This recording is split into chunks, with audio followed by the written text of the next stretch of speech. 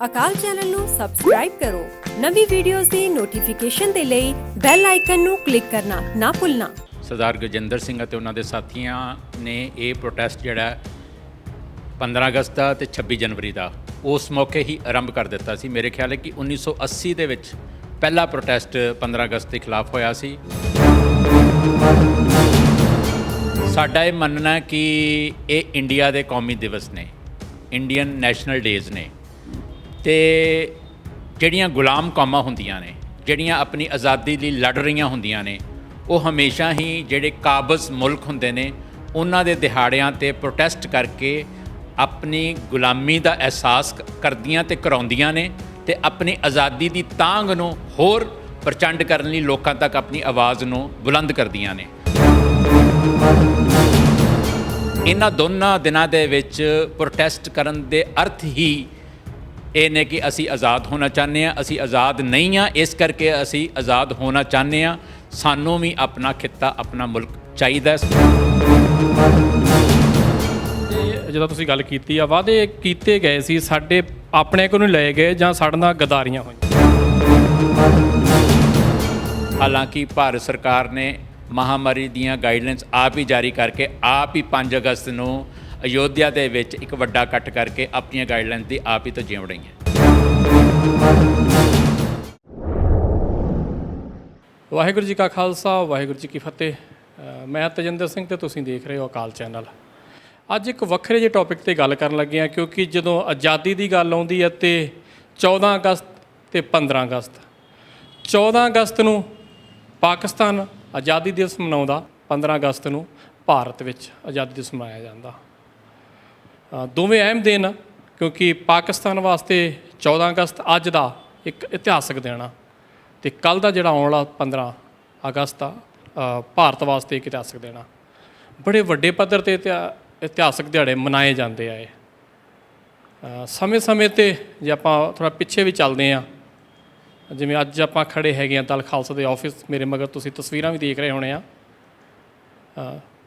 ਪੰਥਕ ਜਥੇਬੰਦੀਆਂ ਲਾ ਲਓ, ਦਲ ਖਾਲਸਾ ਲਾ ਲਓ, ਅਤੇ ਹੋਰਾਂ ਵੱਲੋਂ ਸਮੇਂ-ਸਮੇਂ 'ਤੇ ਆਵਾਜ਼ ਵੀ ਚੱਕੀ ਗਈ ਆ ਕਿ 14 ਅਗਸਤ ਨੂੰ ਪਾਕਿਸਤਾਨ 'ਤੇ ਆਜ਼ਾਦ ਹੋ ਜਾਂਦਾ, 15 ਨੂੰ ਭਾਰਤ 'ਤੇ ਆਜ਼ਾਦ ਹੋ ਜਾਂਦਾ, ਪਰ ਅਸੀਂ ਆਜ਼ਾਦ ਕਦੋਂ ਹੋਵਾਂਗੇ?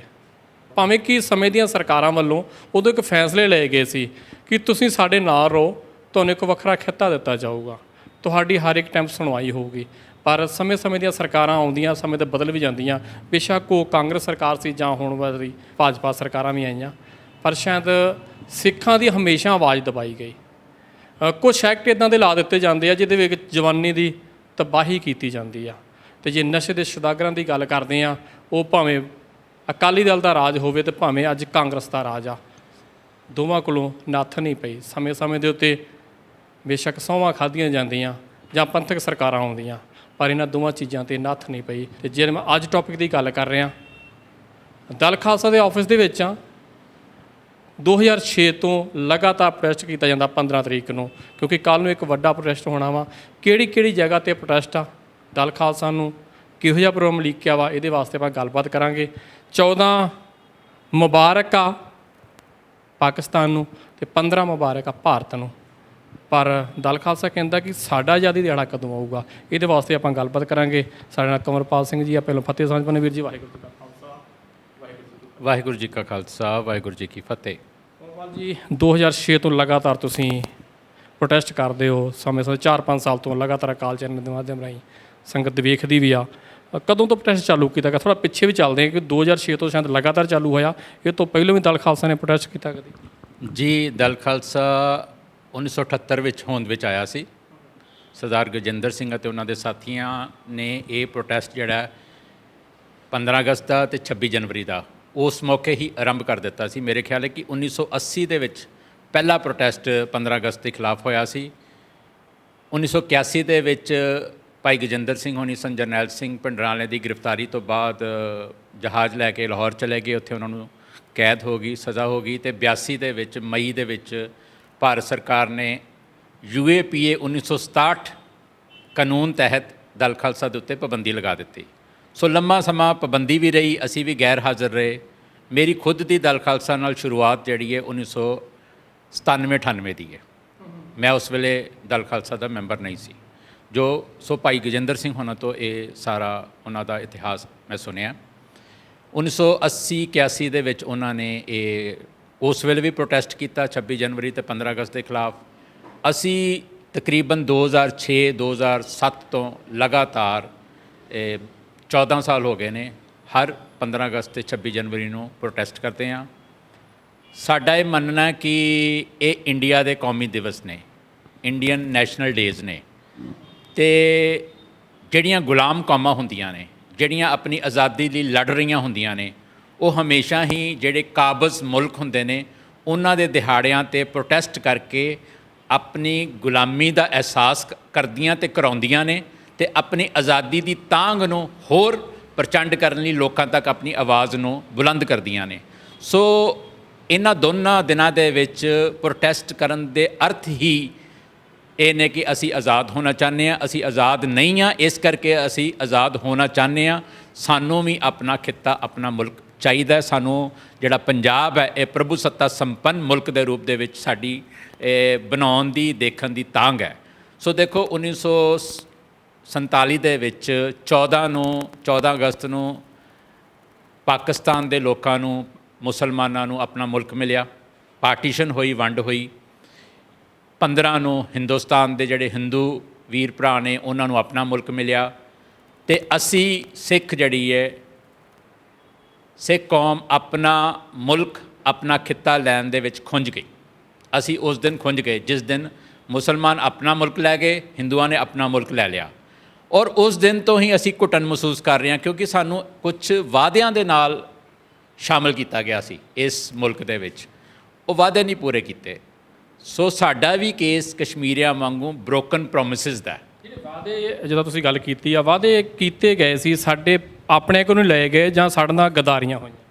ਦੇਖੋ, ਜਿਨ੍ਹਾਂ ਨੇ ਮੁਲਕ ਬਣਾ ਲਿਆ ਆਪਣਾ, ਉਹ ਵਾਅਦੇ ਤੋੜ ਗਏ, ਵਾਅਦੇ ਭੁੱਲ ਗਏ। ਉਹਨਾਂ ਨੂੰ ਲੱਗਾ ਕਿ ਸਿੱਖ ਹੁਣ ਸਾਡੀ ਗੁਲਾਮੀ ਦੇ ਵਿੱਚ ਆ ਗਏ ਨੇ, ਮੁਲਕ ਸਾਡਾ, ਸਟੇਟ ਸਾਡਾ, ਇਸ ਦੀ ਜਿਹੜੀ ਬਰੂਟ ਮਾਈਟ ਹੈ, ਤਾਕਤ ਹੈ, ਉਹ ਸਾਡੇ ਕੋਲ ਹੈ। ਜੇ ਇਹ ਤੰਗ ਕਰਨਗੇ, ਆਪਣੇ ਹੱਕਾਂ ਦੀ ਗੱਲ ਕਰਨਗੇ ਤਾਂ ਸਾਡੇ ਕੋਲ ਬਹੁਤ ਕਾਨੂੰਨ ਨੇ ਇਹਨਾਂ ਨੂੰ ਅੰਦਰ ਦੇਣ ਲਈ, ਜੇਲ੍ਹਾਂ ਦੇ ਵਿੱਚ ਸੁੱਟਣ ਲਈ। ਅਤੇ ਇੱਦਾਂ ਹੀ ਹੋਇਆ। ਜਦ ਅਸੀਂ ਬੋਲੇ, ਜਦ ਅਸੀਂ ਉੱਠੇ, ਚਾਹੇ ਕਿਸੇ ਵੀ ਰੂਪ ਦੇ ਵਿੱਚ ਉੱਠੀਏ, ਚਾਹੇ ਡੈਮੋਕ੍ਰੈਟਿਕ ਸਟਰਗਲ ਦੇ ਰੂਪ 'ਚ ਉੱਠੇ ਹਾਂ, ਚਾਹੇ ਮਿਲੀਟੈਂਟ ਸਟਰਗਲ ਦੇ ਰੂਪ ਦੇ ਵਿੱਚ ਸਾਹਮਣੇ ਆਏ ਹਾਂ, ਉਹਨਾਂ ਨੇ ਆਪਣੀ ਬਰੂਟ ਮਾਈਟ ਦੇ ਨਾਲ, ਆਪਣੀ ਆਰਮੀ, ਆਪਣੀ ਪੁਲਿਸ ਦੇ ਨਾਲ ਸਾਨੂੰ ਦਬਾਇਆ। ਸੋ ਜਿਹੜੀ ਇੱਕ ਪੰਜਾਬ ਦੀ ਪੋਲੀਟੀਕਲ ਪ੍ਰੋਬਲਮ ਸੀ, ਉਹ ਇੰਡੀਆ ਨੇ ਉਸ ਦਾ ਮਿਲਟਰੀ ਸੋਲਿਊਸ਼ਨ ਕੱਢਿਆ, ਪੁਲਿਸ ਸੋਲਿਊਸ਼ਨ ਕੱਢਿਆ। ਪ੍ਰੋਬਲਮ ਪੋਲੀਟੀਕਲ ਸੀ, ਸੋਲਿਊਸ਼ਨ ਪੁਲਿਸ ਦੇ ਰਾਹੀਂ ਕੱਢਿਆ ਗਿਆ। ਸੋ ਇਹ ਇੱਕ ਤਰਾਸਦੀ ਹੈ। ਔਰ ਉਦੋਂ ਤੋਂ ਹੀ ਦੇਖੋ ਅਸੀਂ ਲੜਦੇ ਪਏ ਹਾਂ। ਅਸੀਂ ਇਸੇ ਲਈ ਲੜ ਰਹੇ ਹਾਂ ਕਿ ਜੋ ਅਸੀਂ 1947 ਦੀ ਅਗਸਤ ਵਿੱਚ ਖੁੰਝਿਆ ਸੀ, ਉਹ ਅਸੀਂ ਲੈਣਾ ਹੈ। ਔਰ ਉਸ ਆਪਣੀ ਤਾਂਘ ਨੂੰ, ਉਸ ਆਪਣੇ ਮਿਸ਼ਨ ਨੂੰ ਪੂਰਾ ਕਰਨ ਲਈ 70-72 ਸਾਲ ਹੋ ਗਏ ਨੇ। ਵੱਖ-ਵੱਖ ਰੂਪਾਂ ਦੇ ਵਿੱਚ ਰੁਕ ਕੇ ਸਾਡਾ ਸੰਘਰਸ਼ ਜਾਰੀ ਹੈ। ਕੁਝ ਸਮਾਂ ਇੱਦਾਂ ਵੀ ਲੱਗਦਾ ਹੈ ਕਿ ਸੰਘਰਸ਼ ਖਤਮ ਹੋ ਗਿਆ, ਕੋਈ ਸਮਾਂ ਇੱਦਾਂ ਦਾ ਵੀ ਲੰਘਦਾ ਹੈ ਕਿ ਜਦੋਂ ਲੱਗਦਾ ਹੈ ਕਿ ਸੰਘਰਸ਼ ਬਹੁਤ ਸਿਖਰਾਂ 'ਤੇ ਹੈ, ਕੋਈ ਸਮਾਂ ਇੱਦਾਂ ਦਾ ਵੀ ਲੰਘਦਾ ਹੈ ਕਿ ਸੰਘਰਸ਼ ਲੋਅ ਚੱਲ ਰਿਹਾ ਹੁੰਦਾ ਹੈ। ਸੋ ਸੰਘਰਸ਼ ਦੇ ਅਲੱਗ-ਅਲੱਗ ਪੜਾਵਾਂ 'ਚੋਂ, ਅਲੱਗ-ਅਲੱਗ ਰੂਪਾਂ ਦੇ ਵਿੱਚੋਂ ਲੰਘਦੇ ਹੋਏ ਅੱਜ ਅਸੀਂ ਇੱਥੇ ਖੜ੍ਹੇ ਹਾਂ।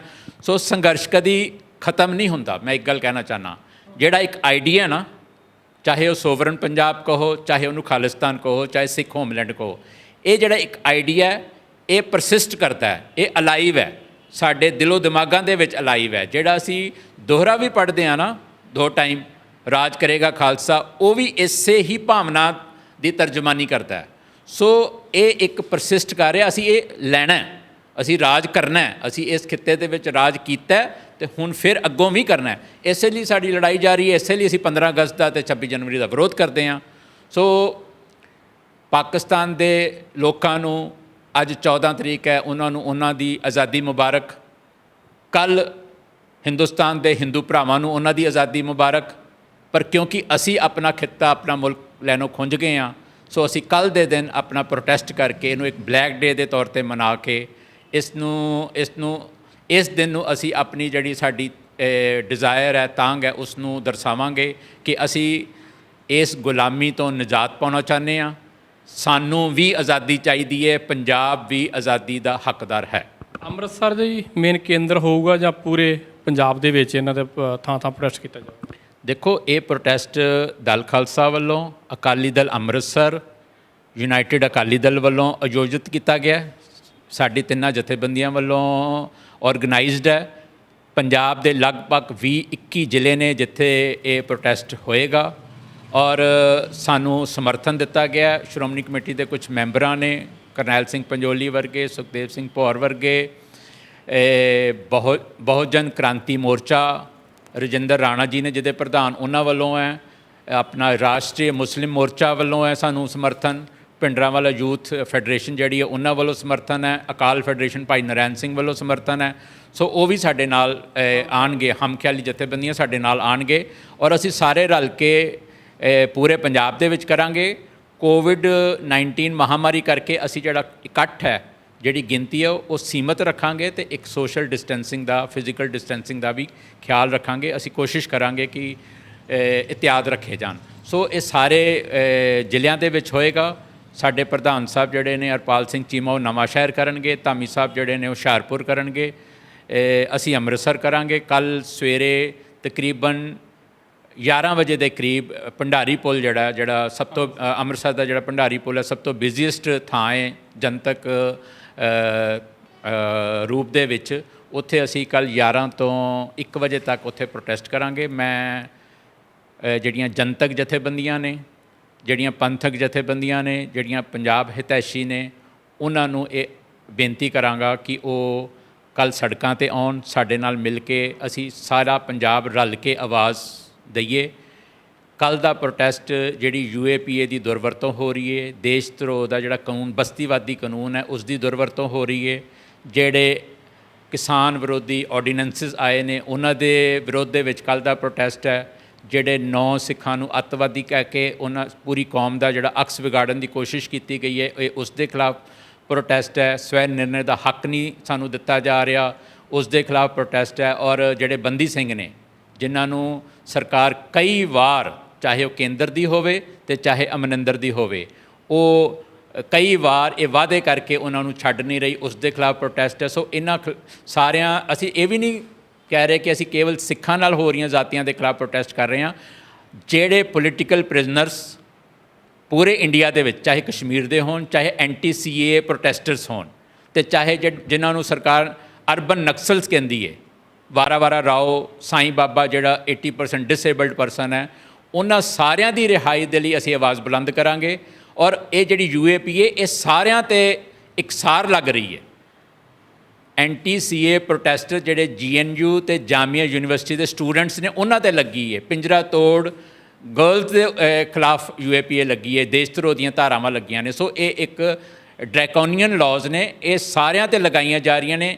ਉਹਨਾਂ ਸਾਰਿਆਂ 'ਤੇ ਜਿਹੜੀ ਮੋਦੀ ਸਰਕਾਰ ਦੀ ਫਾਸੀਵਾਦੀ ਨੀਤੀਆਂ ਅਤੇ ਦਮਨਕਾਰੀ ਨੀਤੀਆਂ ਦੇ ਖਿਲਾਫ ਖੜ੍ਹੇ ਹੋ ਕੇ ਆਵਾਜ਼ ਬੁਲੰਦ ਕਰਦੇ ਨੇ। ਔਰ ਉਹ ਹਿੰਦ ਹਕੂਮਤ, ਚਾਹੇ ਉਹ ਮੋਦੀ ਦੀ ਹੋਵੇ, ਚਾਹੇ ਕਿਸੇ ਹੋਰ ਪਾਰਟੀ ਦੀ ਹੋਵੇ, ਇਹਨਾਂ ਵੱਲੋਂ ਜਿਹੜੇ ਘੱਟ ਗਿਣਤੀਆਂ ਨੂੰ ਦਬਾਇਆ ਜਾ ਰਿਹਾ, ਉਹਦੇ ਖਿਲਾਫ ਜਿਹੜੇ ਆਵਾਜ਼ ਬੁਲੰਦ ਕਰਦੇ ਨੇ ਕਸ਼ਮੀਰ ਦੇ ਵਿੱਚ ਲੋਕ, ਪੰਜਾਬ ਦੇ ਵਿੱਚ ਲੋਕ, ਉਹਨਾਂ ਸਾਰਿਆਂ ਦੇ ਖਿਲਾਫ ਇਹ ਕਾਲੇ ਕਾਨੂੰਨ, ਅੰਨੇ ਕਾਨੂੰਨ ਵਰਤੇ ਜਾ ਰਹੇ ਨੇ। ਸੋ ਅਸੀਂ ਸਾਰਿਆਂ ਦੀ ਆਵਾਜ਼ ਬਣ ਕੇ ਕੱਲ੍ਹ ਅੰਮ੍ਰਿਤਸਰ ਦੀਆਂ ਸੜਕਾਂ 'ਤੇ ਅਤੇ ਪੂਰੇ ਪੰਜਾਬ ਦੀਆਂ ਸੜਕਾਂ 'ਤੇ ਉਤਰ ਰਹੇ ਹਾਂ। ਮੈਂ ਸਾਰਿਆਂ ਨੂੰ ਬੇਨਤੀ ਕਰਾਂਗਾ ਕਿ ਸਾਡੇ ਨਾਲ ਕੱਲ੍ਹ ਸ਼ਾਮਲ ਹੋਵੋ ਔਰ ਅਕਾਲ ਚੈਨਲ ਦੇ ਮਾਧਿਅਮ ਰਾਹੀਂ ਜਿਹੜੇ UK ਦੇ ਸਾਡੇ ਵੀਰ ਨੇ, ਉਹ ਜ਼ਰੂਰ ਕੱਲ੍ਹ ਸਵੇਰੇ ਇੰਡੀਆ ਟਾਈਮ 11 ਵਜੇ ਤੋਂ 1 ਵਜੇ ਤੱਕ ਸਾਡੇ ਨਾਲ ਜੁੜਨ। ਸਾਡੇ ਪ੍ਰੋਟੈਸਟ ਦੇ ਵਿੱਚ ਆਪਣੇ TV ਰਾਹੀਂ ਹੀ, ਨੈੱਟ ਰਾਹੀਂ ਹੀ ਸਾਡੇ ਨਾਲ ਜੁੜਨ। ਅਸੀਂ ਇਹ ਚਾਹੁੰਦੇ ਹਾਂ ਕਿ ਲੋਕ ਵੱਧ ਤੋਂ ਵੱਧ ਸੜਕਾਂ 'ਤੇ ਉਤਰਨ ਔਰ ਸਾਡੇ ਨਾਲ ਜੁੜਨ, ਤਾਂ ਕਿ ਜਿਹੜੀ ਸਾਡੀ ਆਵਾਜ਼ ਹੈ ਉਹ ਬੁਲੰਦ ਹੋ ਕੇ ਜਿਹੜਾ ਦੁਸ਼ਮਣ ਹੈ ਉਹਦੇ ਕੰਨਾਂ ਤੱਕ ਪਹੁੰਚੇ। ਲਾਸਟ ਦੇ ਵਿੱਚ ਇੱਕ ਵਾਰੀ ਜ਼ਰੂਰ ਦੁਬਾਰਾ ਦੱਸ ਦਿਓ ਕਿ ਜਿਹੜਾ ਤੁਹਾਡਾ ਖੜ੍ਹੇ ਹੋਣ ਦਾ ਮਕਸਦ, ਮਤਲਬ ਕਿ ਹਰ ਸਾਲ ਹੀ ਆਪਾਂ ਉੱਥੇ ਦੇਖਦੇ ਹਾਂ, ਉਸ ਤੋਂ ਬਾਅਦ ਪ੍ਰੋਟੈਸਟ ਜਾਂ ਸ਼ਹਿਰ ਦੇ ਵਿੱਚ ਵੀ ਮਾਰਚ ਵੀ ਹੋਊਗਾ, ਜਾਂ ਕੋਵਿਡ-19 ਦੌਰਾਨ ਜੋ ਪ੍ਰੋਬਲਮ ਹੈਗੀਆਂ ਵਾ ਉਹਦਾ ਕਾਰਨ ਉੱਥੋਂ ਤੱਕ ਹੀ ਸੀਮਤ ਰਹੂਗਾ ਦਾਇਰਾ, ਭੰਡਾਰੀ ਪੁਲ ਤੱਕ?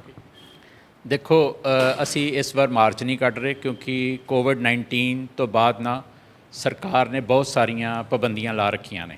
ਇੱਕ ਮੈਂ ਹੋਰ ਸਵਾਲ ਹੈਗਾ, ਇਹਦੀ ਪਰਮਿਸ਼ਨ ਦੀ ਵੀ ਸ਼ਾਇਦ ਕੁਛ ਆਗਿਆ ਮਿਲ ਚੁੱਕੀ ਹੈ ਤੁਹਾਨੂੰ, ਜਾਂ ਪਰਮਿਸ਼ਨ ਦੀ ਕੋਈ ਪ੍ਰੋਬਲਮ ਆ ਸਕਦੀ ਕੱਲ੍ਹ ਨੂੰ? ਨਹੀਂ, ਅਸੀਂ ਇਸ ਵਾਰ ਕਿਉਂਕਿ ਪੂਰੇ ਪੰਜਾਬ ਦੇ ਵਿੱਚ ਕਰ ਰਹੇ ਹਾਂ ਔਰ ਕੋਵਿਡ-19 ਦੇ ਨੂੰ ਮੁੱਖ ਰੱਖਦੇ ਹੋਏ ਇhtiyਾਤ ਵੀ ਵਰਤ ਰਹੇ ਹਾਂ, ਬਹੁਤ ਘੱਟ ਗਿਣਤੀ ਕਰ ਰਹੇ ਹਾਂ। ਸੋ ਇਸ ਵਾਰ ਅਸੀਂ ਪਰਮਿਸ਼ਨ ਦੇ ਚੱਕਰਾਂ 'ਚ ਨਹੀਂ ਪਏ। ਸੋ ਅਸੀਂ ਪੂਰੇ ਪੰਜਾਬ ਦੇ ਵਿੱਚ ਕਰ ਰਹੇ ਹਾਂ। ਅਸੀਂ ਆਪਣੇ ਸਾਰਿਆਂ ਨੂੰ ਕਿਹਾ ਕਿ ਘੱਟ ਤੋਂ ਘੱਟ ਗਿਣਤੀ ਦੇ ਨਾਲ ਤੁਸੀਂ ਕਰੋ, ਅਤੇ ਮਾਰਚਿਸ ਦਾ ਜਾਂ ਇੱਕ ਜਗ੍ਹਾ 'ਤੇ ਖੜ੍ਹੇ ਹੋਣ ਦਾ ਜਿਹੜਾ ਫੈਸਲਾ ਹੈ ਇਹ ਅਸੀਂ ਜ਼ਿਲ੍ਹਾ ਪ੍ਰਧਾਨਾਂ ਤੱਕ ਛੱਡ ਦਿੱਤਾ। ਅਸੀਂ ਕੋਈ ਮਤਲਬ ਇਸ ਤਰ੍ਹਾਂ ਦਾ ਫੈਸਲਾ ਨਹੀਂ ਲਿਆ ਕਿ ਸਾਰੇ 20 ਜ਼ਿਲ੍ਹਿਆਂ ਦੇ ਵਿੱਚ ਜਾਂ 22 ਜ਼ਿਲ੍ਹਿਆਂ ਦੇ ਵਿੱਚ ਇੱਕੋ ਤਰ੍ਹਾਂ ਦੇ ਪ੍ਰੋਗਰਾਮ ਹੋਣਗੇ। ਅਗਰ ਕੋਈ ਕਿਸੇ ਜਗ੍ਹਾ 'ਤੇ ਬੈਠ ਕੇ ਕਰਨਾ ਚਾਹੁੰਦਾ ਹੈ ਉਹ ਬੈਠ ਕੇ ਕਰ ਲੇ, ਕਿਤੇ ਖੜ੍ਹੇ ਹੋਣਾ ਚਾਹੁੰਦੇ ਨੇ ਉਹ ਖੜ੍ਹੇ ਹੋ ਕੇ ਕਰ ਲੈਣ, ਜੇ ਕੋਈ ਮਾਰਚ ਕੱਢਣਾ ਚਾਹੁੰਦਾ ਤਾਂ ਮਾਰਚ ਕੱਢ ਲਵੇ। ਪਰ ਇਹ ਕੋਸ਼ਿਸ਼ ਹੋਏਗੀ ਕਿ ਸਾਡੇ ਕਾਰਨਾਂ ਕਰਕੇ ਕੋਈ ਐਸਾ ਲੋਕਾਂ ਦੇ ਵਿੱਚ ਕੋਈ, ਕਿਉਂਕਿ ਮਹਾਂਮਾਰੀ ਦਾ ਸਮਾਂ ਹੈਗਾ, ਅਸੀਂ ਨਹੀਂ ਚਾਹੁੰਦੇ ਕਿ ਸਾਡੇ 'ਤੇ ਕੋਈ ਕੱਲ੍ਹ ਨੂੰ ਕੋਈ ਕਿੰਤੂ ਹੋਵੇ। ਹਾਲਾਂਕਿ ਭਾਰਤ ਸਰਕਾਰ ਨੇ ਮਹਾਂਮਾਰੀ ਦੀਆਂ ਗਾਈਡਲਾਈਨਸ ਆਪ ਹੀ ਜਾਰੀ ਕਰਕੇ ਆਪ ਹੀ 5 ਅਗਸਤ ਨੂੰ ਅਯੋਧਿਆ ਦੇ ਵਿੱਚ ਇੱਕ ਵੱਡਾ ਇਕੱਠ ਕਰਕੇ ਆਪਣੀਆਂ ਗਾਈਡਲਾਈਨਸ ਦੀ ਆਪ ਹੀ ਤੋਂ ਜਿਉਂ ਰਹੀਆਂ। ਧੰਨਵਾਦ ਜੀ। ਇਹ ਸਨ ਦਲ ਖਾਲਸਾ ਤੋਂ ਵੀਰ ਕੰਵਰਪਾਲ ਸਿੰਘ ਜੀ। ਜਿਵੇਂ ਕਿ 14 ਅਗਸਤ ਵਾਸਤੇ ਵਧਾਈ ਦਿੱਤੀ ਹੈਗੀ ਆ ਪਾਕਿਸਤਾਨ ਦੀ ਪੂਰੀ ਆਵਾਮ ਨੂੰ, ਅਤੇ ਜੇ 15 ਅਗਸਤ ਮੁਬਾਰਕ ਹੈਗੀ ਆ ਭਾਰਤ ਵਾਸੀਆਂ ਨੂੰ। ਪਰ ਜੇ ਪੰਜਾਬੀ ਖਿੱਤੇ ਦੀ ਗੱਲ ਕਰਦੇ ਹਾਂ ਜਾਂ ਪੰਜਾਬੀ ਮੰਗਾਂ ਦੀ ਗੱਲ ਕਰਦੇ ਹਾਂ, ਉਸ ਟਾਈਮ ਕਿਤੇ ਨਾ ਕਿਤੇ ਚੂਕ ਹੋਈ ਆ, ਜਿਹਦੇ ਕਾਰਨ ਉਹਨਾਂ ਦੱਸਿਆ ਕਿ ਪੰਜਾਬੀ ਖਿੱਤਾ ਜਾਂ ਸਾਨੂੰ ਆਪਣਾ ਰਾਜ ਭਾਗ ਨਹੀਂ ਮਿਲ ਸਕਿਆ।